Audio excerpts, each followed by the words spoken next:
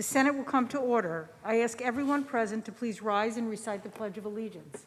I pledge allegiance to the flag of the United States of America and to the republic for which it stands, one nation, under God, indivisible, with liberty and justice for all. In the absence of clergy, let us bow our heads in a moment of silent reflection or prayer.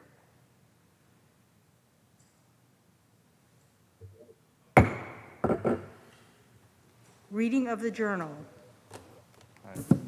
In Senate, Tuesday, March 23rd, 2021, the Senate met pursuant to adjournment. Journal of Monday, March 22nd, 2021 was read and approved. On motion, the Senate adjourned. Without objection, the Journal stands approved as read. Presentation of petitions, messages from the Assembly, messages from the Governor, reports of standing committees.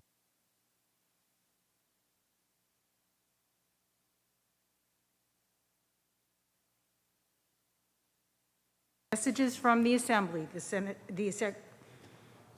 Secretary will read. Senator Rivera moved to discharge from the Committee on Health Assembly Bill number 5684A, substituted for the identical Senate Bill 4893A, third reading calendar 372. Substitution so ordered. Senator Hoylman moved to discharge from the Committee on Judiciary Assembly Bill number 5719A, substituted for the identical Senate Bill 1957A, third reading calendar 409. Substitution so ordered. Senator Thomas moved to discharge from the Committee on Judiciary Assembly Bill number 164B, substituted for the identical Senate Bill 297B, third reading calendar 523. Substitution so ordered. Senator Biaggi moved to discharge from the Committee on Health Assembly Bill number 3397, substituted for the identical Senate Bill 5177, third reading calendar 582. Substitution so ordered. Messages from the Governor, reports of standing committees, reports of select committees, communications and reports from state officers, motions and resolutions. Senator Gianaris. Would you please take up the reading of the calendar, Madam President? The Secretary will read. Calendar number 340, Senate Print 4371B by Senator Biaggi, an act to amend the Environmental Conservation Law. Read the last section. Section 3, this act shall take effect on the 90th day after it shall become a law. Call the roll. Addabbo, Gianaris, Kruger, Ort, Stewart, Cousins, Thomas. Senator Lanza to explain his vote. Thank you, Madam President, to explain my vote. I'd like to explain the reason why I will be voting in the negative on this piece of legislation. You know, Madam President, 3 of the worst crimes committed against the environment in New York State were perpetrated against the environment and the people of Staten Island. And they were perpetrated by the government of New York City during the administrations of Mayor Wagner, Lindsay, Beam, Koch, and Dinkins. And of course, I'm speaking of Gateway National Park, upon which New York City dumped thousands of cubic yards of fill we now know to contain radioactive waste. Of course, I'm speaking about the crime committed against the environment by New York City at the Fresh Kills landfill,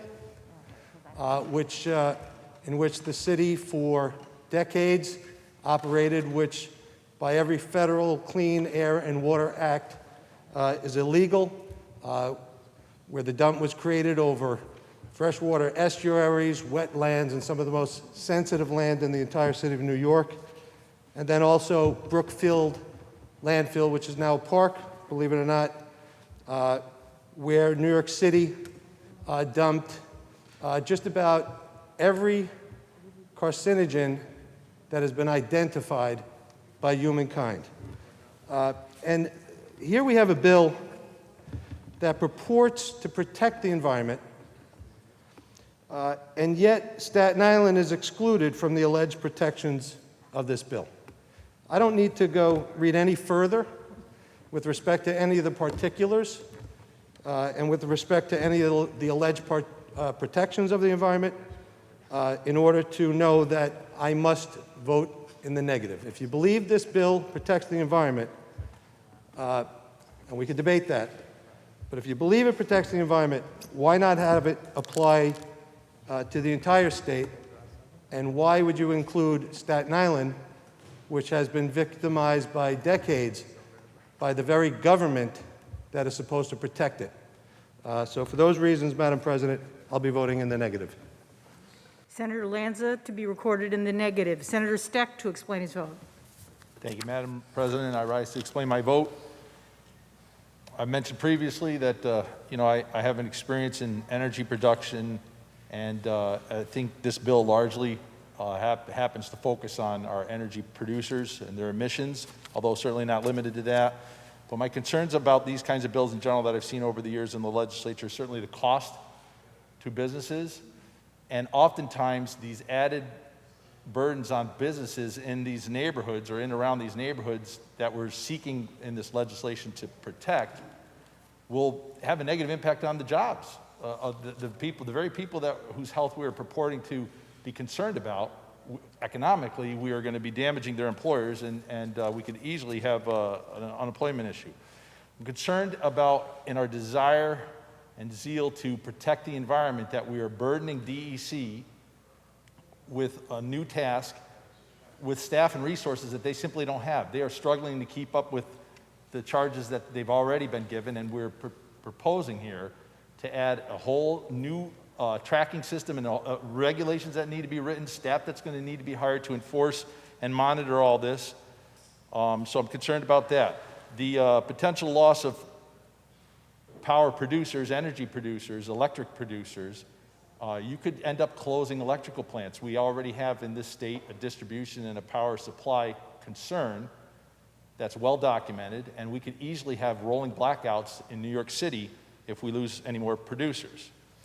The federal government has already regulated a lot. We have a Clean Air Act. This legislation, my understanding, goes beyond that, and while on its face that might be laudable and admirable, the bottom line is that now New York State would become an outlier against the federal regulation, and what will happen is two things. New York State's industry will be less competitive or less attractive for businesses to stay here or certainly to invest additional funds here, and we will be chasing jobs and we'll be chasing economic activity out of the state. And number two, in chasing them out of the state, they are going out of the state where they're going to be more competitive, and likely their activity will be dirtier than it is in New York State. So we'll have as a result of this, we'll have an economic damage to the state of New York, and we'll have an environmental damage because the power doesn't know where it's producing, what side of the state line it's being produced on. But if we're not having the activity here and we're chasing it somewhere else where it's going to be done more dirty, then we're going to have a negative impact on the environment, and we're going to certainly have a negative economic impact on our residents here in the state of New York. For that reason, I will be voting in the negative. Senator Steck to be recorded in the negative. Announce the results. In relation to calendar 340, those senators voted in the negative are Senators Akshar, Borrello, Gallivan, Griffo, Helming, Jordan, Lanza, Oberacker, O'Mara, Ort, Rath, Ritchie, Sereno, and Steck. Ayes 49, nays 19. 49-14, pardon me. Calendar number 372. Whoa, the bill is passed. I'm sorry. Calendar number 372. Assembly number 5684A by Assemblymember Gottfried, an act to amend the public health law. The bill is laid aside. Calendar number 379, Senate Print 4377 by Senator May, an act to amend the public health law. Read the last section. Section 3, this act shall take effect immediately. Call the roll. Adabo, Gianaris, Kruger, Ort, Stewart, Cousins, White. Senator May to explain her vote. Thank you, Madam President. How many people even know that there is a nursing home residents' Bill of Rights in New York State? Among other things, it guarantees the right to dignity and respect, to treatment without discrimination, to privacy in communications, and to freedom from abuse, from restraint, and from reprisals. In our hearings last summer and in countless communications with constituents and with people from all over the state, I've heard about routine violations of these rights. We need to make sure that residents know that they have these rights and that they can exercise them. This bill helps that along in two ways. First, it directs the Department of Health to translate the Bill of Rights into the most common languages in New York State and post them in facilities. And number two, it specifically addresses the residents' right to have an easy way to register complaints. By raising the profile of the long-term care ombudsman program, I think we can help with this. So my bill requires nursing homes to post information about that program in every resident's room and to update contact information regularly about the ombudsperson for that facility. We heard time and time again that people didn't even know that there was a designated person who was supposed to be an advocate for the residents and their families. And this bill will make sure that they do. I thank my colleagues for their support, and I vote aye. Senator May, to be recorded in the affirmative. Announce the result. Ayes 63. The bill is passed. Calendar number 409, Assembly number 5719A by Assemblymember Galen, an act to amend the judiciary law. Read the last section. Section 6 is act to take effect on the 30th day after it shall become a law.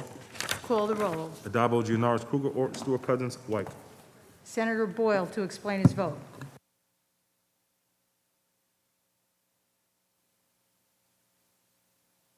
To bring about a veterans court statewide. I live in Suffolk County where we've had a veterans court for well over a decade, and it's a tremendous success. The brave men and women who served our country oftentimes come home, and because of their service, because of trauma, perhaps drug use that we started there, are committing crimes in our communities, and but the courts in Suffolk County, the veterans courts, take this into account. It's giving a lending year. They have mentors who are fellow veterans, teaching them, helping them, assisting them, getting through their criminal issues, lowering the penalties and the charges. It's all worked out tremendously well in Suffolk County. I'm so glad that our servicemen and women statewide will now have this opportunity, and proudly vote in favor. Senator Boyle to be recorded in the affirmative. Announce the results. Ayes 63. The bill is passed. Calendar number 458, Senate Print 1780B by Senator Skoufis, an act to amend the executive law. The bill is laid aside. Calendar number 523, Assembly number 164B by Assemblymember Zabrowski, an act to amend the general obligations law. Read the last section. Section 2, this act shall take effect immediately. Call the roll. Adabo, Gianaris, Kruger, Orton, Stewart, Cousins, White. Senator Thomas to explain his vote. Thank you, Madam President. This is a very important bill, and I want to thank Leader Cousins for bringing this to the floor. The London Interbank Offered Rate, also known as LIBOR, is the most referenced short-term interest rate in the world. It's estimated $200 trillion worth of financial contracts and securities are tied to the US LIBOR. LIBOR is based on relatively few transactions and relies heavily on estimates. Moreover, in a highly publicized scheme, bankers were found to have colluded with each other to manipulate the LIBOR. The scandal sowed distrust in the financial sector and led to a wave of fines, lawsuits, and regulatory actions. To remedy this issue, the Federal Reserve convened the Alternative Reference Rate Committee, or ARRC, to develop recommendations to facilitate the transition away from LIBOR. This committee recommended a rate to replace LIBOR called the Secured Overnight Financing Rate, or SOFR, which the Federal Reserve Bank of New York began publishing in 2018. SOFR is a broad measure of the cost of borrowing cash overnight, collateralized by US Treasury securities in repurchase agreement markets. Through this committee's promotion of SOFR, over 25 institutions began voluntarily transitioning to this new alternative rate. However, existing contracts that reference LIBOR pose a unique problem when they do not include adequate fallback language provisions. Fallback language refers to legal provisions in a contract that apply if the underlying reference rate in LIBOR is discontinued or unavailable. When LIBOR is discontinued, consumers, businesses, lenders, and investors in New York will be faced with legal uncertainty and adverse economic impacts on hundreds of thousands of affected financial contracts, including mortgages, student loans, credit cards, business loans, business contracts, and securities.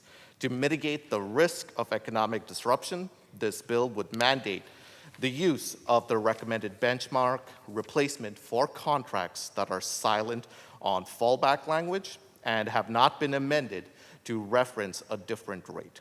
This will do a lot to promote growth and strength moving forward in our financial sector and will give consumers a better product. I vote aye. Thank you. Senator Thomas to be recorded in the affirmative. Announce the results. Ayes 63. The bill is In relation to calendar 523, voted in the negative, Senator Kaminsky. Ayes 62, nays 1. the bill is passed. Calendar number 558, Senate Print 4412 by Senator May, an act to amend the elder law. Read the last section. Section 2, this act will take effect immediately. Call the roll. Adabo, Janoris, Kruger, Ort, Stewart Cousins, White. Announce the results. Ayes 63. The bill is passed. Calendar number 582, Assembly number 3397 by Assemblymember Kim, an act to repeal Article 30-D of the Public Health Law. Read the last section. Section 2, this act will take effect immediately. Call the roll. Adabo, Janoris, Kruger, Ort, Stewart Cousins, White. Senator Merritt to explain her vote. Thank you, Madam Speaker, and I want to thank my colleague, Senator Biaggi, for bringing this important legislation to the floor. You know, there have been many lessons learned during this past year, hard and painful lessons, lives lost, irreparable damage to our communities, and we are all still engaged in it. But it is the appropriate time, in my opinion, to restore the standards of liability to our healthcare profession. And so I am very pleased that this bill has come to the floor. I want to thank Senator Biaggi for her really persistent leadership on this issue. And I want to clarify that my understanding is that this bill is prospective. It will apply going forward. We think it's time for a change. There are lessons learned. Let us use the standard of liability that is the standard adopted by the courts to apply to these cases going forward, and let us learn from the past year and ensure that we protect the families of those who have passed away or have been injured going forward in our quest to have justice be done for all of them. I vote aye. Senator Merritt to be recorded in the affirmative. Senator Biaggi to explain her vote. Thank you, Madam President. I rise today in support of Senate Bill 5177 to repeal the Emergency or Disaster Treatment Protection Act. And I also rise with immense gratitude to our Majority Leader, Andrea Stewart-Cousins, for bringing this bill to the floor. Almost 1 year ago, during the early months of the pandemic, when our nursing homes and our hospitals were facing unprecedented challenges with a novel virus, the legislature granted all healthcare facilities, including nursing homes, broad corporate immunity from civil or criminal liability for the duration of the COVID-19 state of emergency. This immunity stripped thousands of grieving families of their right to seek proper legal recourse and pursue justice after losing their loved ones. And according to the Attorney General's findings, may have incentivized nursing home executives to cut corners, putting both patients and staff in even greater danger, specifically incentivizing nursing homes to choose not to purchase sufficient PPE for staff or provide effective training to staff to comply with infection control protocols. The immunity provisions were always designed with corporate leadership in mind, to protect the owners and the shareholders, not the frontline workers and the patients. Now, knowing that over 15,000 people would die of COVID-19 in nursing homes in New York, we have a duty to right this wrong and fully repeal Article 30D. Despite the changes made this summer, Article 30D still provides broad and dangerous immunity to facilities treating COVID patients. S. 5177 will fully repeal the remaining protections under the governor's disastrous immunity provision and restore families with sick loved ones with the very same protections they had prior to the pandemic. I vote today in honor of the thousands of New Yorkers we lost in nursing homes and their grieving families looking for answers. The duty of government, especially in a crisis as unprecedented as COVID-19 and this pandemic is to protect our most vulnerable, not corporate shareholders or special interests. For this reason, I am proud to vote aye. Thank you, Madam President. Senator Biaggi to be recorded in the affirmative. Announce the results. Ayes 63. The bill is passed. Calendar number 585, Senate Print 4095A by Senator Sanders, an act to amend the Environmental Conservation Law. The bill will be laid aside for the day. Calendar number 589, Senate Print 4866 by Senator Gianaris, an act to amend the Environmental Conservation Law. Read the last section. Section 3, this act shall take effect immediately. Call the roll. Addabbo, Gianaris, Kruger, Ort, Stewart, Cousins, White.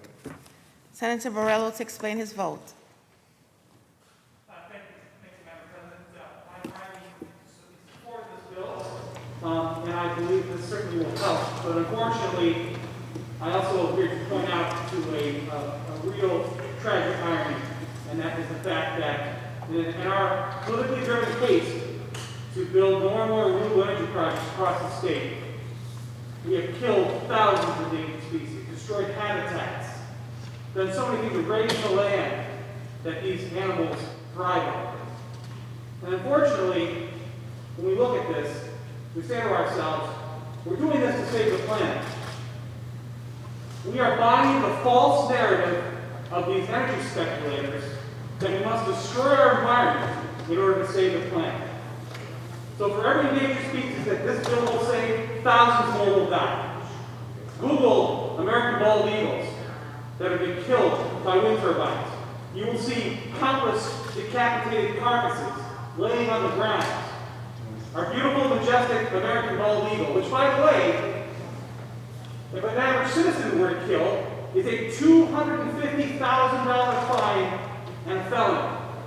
I would still love to see these wind turbine companies pay for each and every bald eagle that has died senselessly as a result of this. The U.S. Fish and Wildlife Service estimates that roughly 500,000 birds a year are killed as a result of wind turbines. This is a dangerous path that we're heading down. We're talking about putting them into our lakes, our freshwater lakes that supply drinking water to millions of Americans, all to support a politically driven false narrative. So I support this today, but I urge my colleagues going forward to remember that this bill is a drop in the bucket compared to what we are already doing intentionally to our endangered species. Thank you. Senator Borrello to be recorded in the affirmative. Announce the results. Ayes 63. The bill is passed. Senator Gianaris, that completes the reading of today's calendar.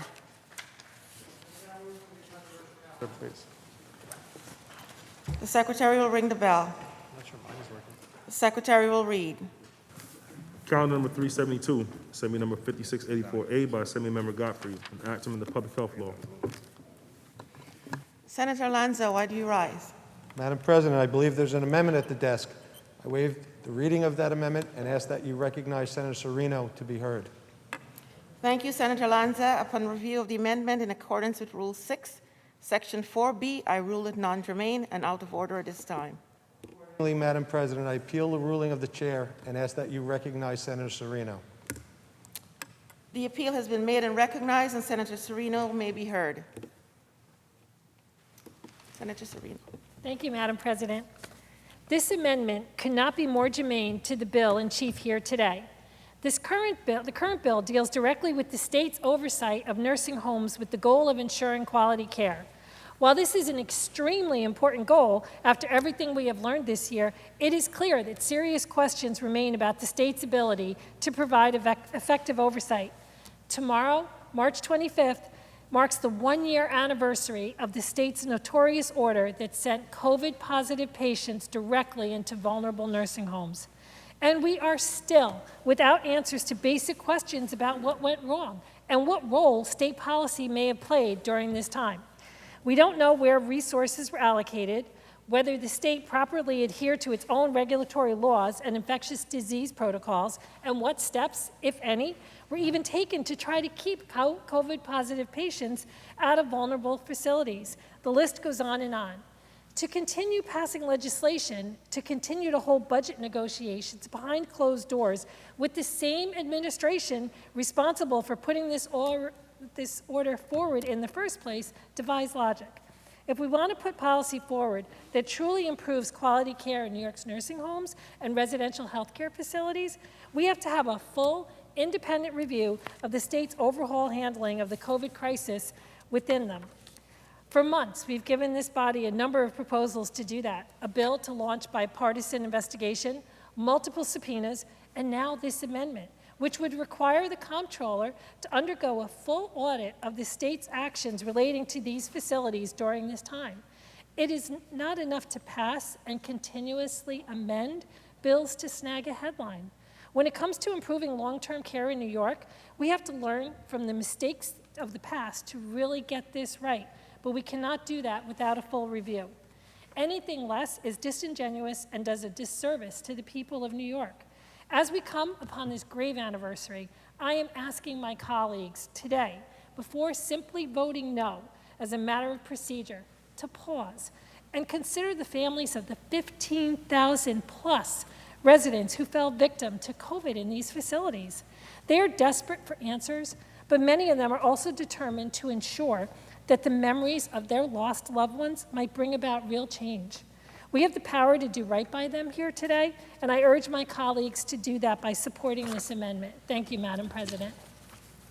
Thank you, Senator. I want to remind the House that the vote is on the procedures of the House and the ruling of the chair. Those in favor of overruling the chair signify by saying aye.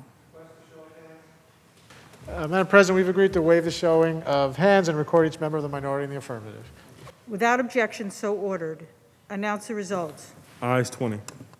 The ruling of the chair stands, and the bill in chief is before the House. Are there any other senators wishing to be heard? Seeing and hearing none, debate is closed. The secretary will ring the bell. Read the last section. Section 2, this act will take effect immediately. Call the roll. Adabo, Gianaris, Kruger, Ort, Stewart, Cousins, White. Announce results. In relation to count of 372, those senators voted in the negative are Senators Akshar, Borrello, Felder, Gallivan, Lanza, Oberacker, O'Mara, Rath, and Steck. Ayes 54, nays 9. The bill is passed. The secretary will read. Calendar number 458, Senate Print 1780B by Senator Skoufis, an act to amend the executive law. Senator Lanza, why do you rise? Amendment at the desk. I waive the reading of that amendment and ask that you recognize Senator Oberacker to be heard. Thank you, Senator Lanza. Upon review of the amendment, in accordance with Rule 6, Section 4B, I rule it non-germane and out of order at this time. Accordingly, Madam President, I appeal the ruling of the chair and ask that Senator Oberacker be recognized. The appeal has been made and recognized, and Senator Oberacker may be heard. Thank you, Madam President. This amendment is germane to the bill in chief because they both amend the executive law. This amendment would completely repeal the extraordinary powers the governor has now had for over a year. 3 weeks ago, this body passed a bill regarding these powers. I voted no, along with the rest of my Republican colleagues. Everyone on the other side of the aisle voted yes. Then you put out a press release saying the governor's powers had been repealed, and all is well. Yet, this week, the governor was at it again, continuing suspensions and modifications of our laws. Doesn't sound like his powers have been repealed at all. This wonder bill was also supposed to require the Commissioner of Health to certify new executive orders and give detailed explanations of why they are necessary. Additionally, the governor is supposed to give a select few majority conference members 5 days' notice of the provisions in new executive orders. Surprising nobody, this entire process, if done at all, has been done in secrecy.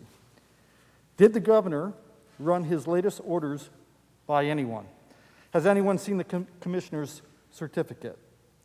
Did the majority share the new executive order provisions? And where would a member of the legislature, a business owner, or any public go to find any of these documents?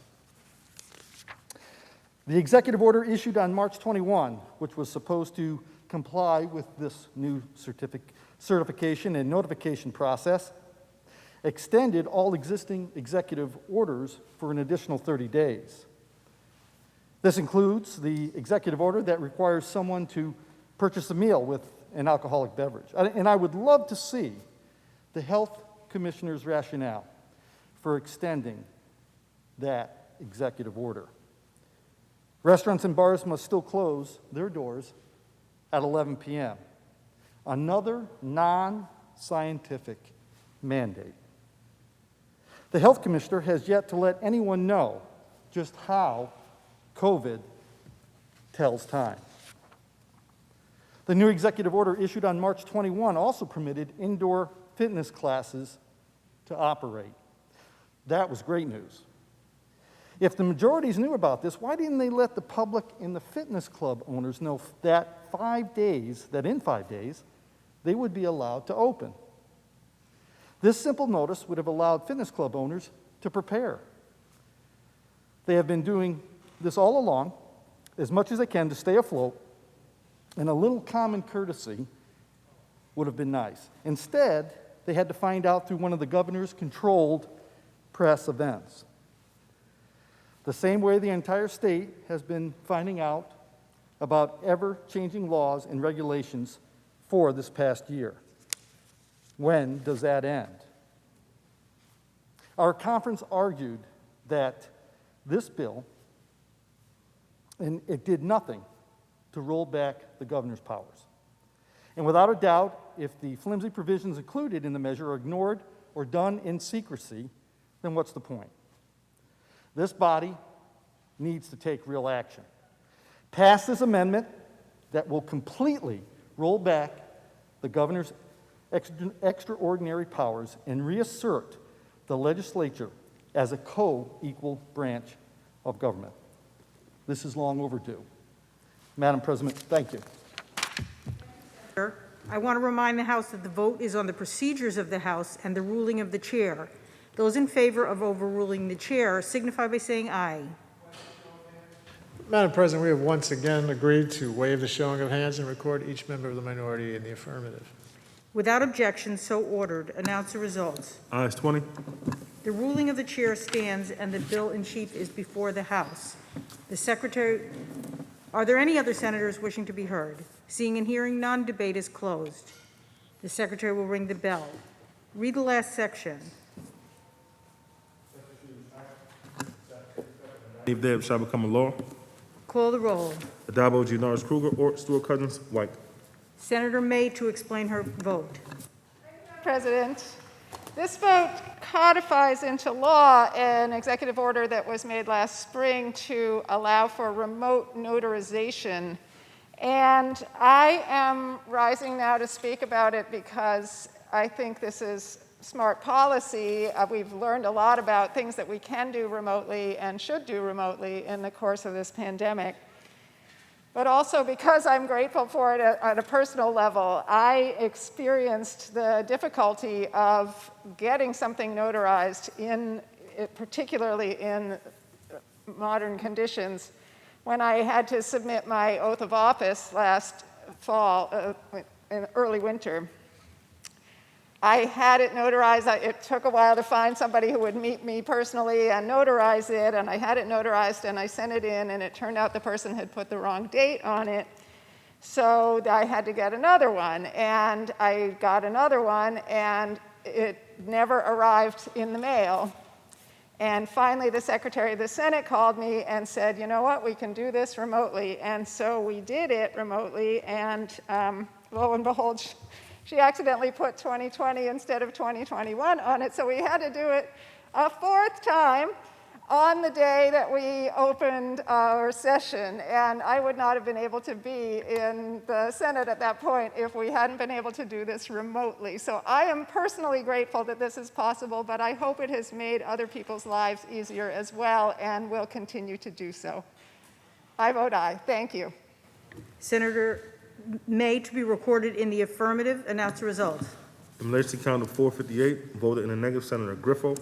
Ayes 62, nays 1. The bill is passed. Senator Gianaris, that completes the reading of the controversial calendar. Is there any further business at the desk? There is no further business at the desk. Move to adjourn till tomorrow, Thursday, March 25th, which is also bicentennial of Greek independence, at 11 a.m. On motion, the Senate stands adjourned until Thursday, March 25th at 11 a.m.